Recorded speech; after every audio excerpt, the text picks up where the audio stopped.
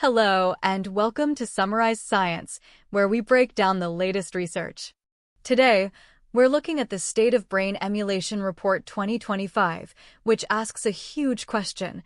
How close are we to digitally replicating a biological brain? The entire process boils down to three gigantic steps.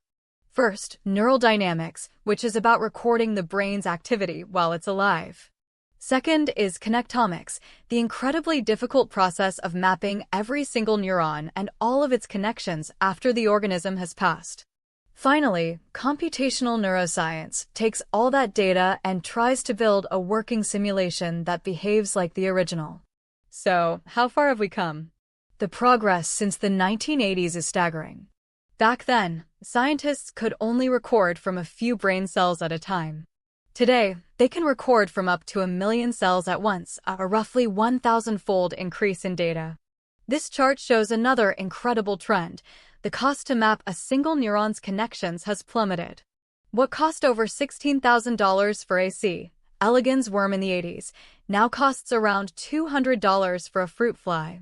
However, to make mapping a mouse brain affordable, the cost needs to drop to around $10 per neuron, and for a human, it needs to be about 1 cent. These efforts have produced the first complete wiring diagrams, or connectomes, for several organisms. Researchers have fully mapped the brains of multiple worms and even 2 fruit flies. For more complex animals, they've so far only been able to map small sections, like a cubic millimeter of a mouse's brain cortex. But creating the simulation is a whole other challenge. While we can now simulate the brains of worms and fruit flies on a single powerful computer graphics card, or GPU, scaling up is a huge leap. A mouse brain would require a small cluster of GPUs to run.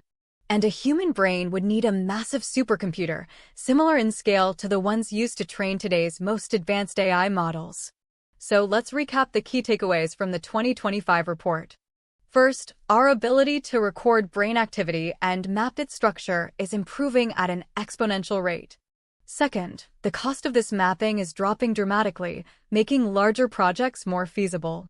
Third, we are now at a point where we can create basic simulations of entire insect-sized brains.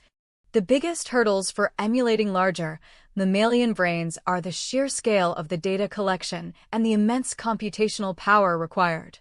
If these trends continue, the future could bring a profound understanding of consciousness, new cures for neurological diseases, and maybe, one day, turn the science fiction of mind uploading into a reality. It's a long road ahead, but the journey has clearly begun. Thanks for watching Summarize Science.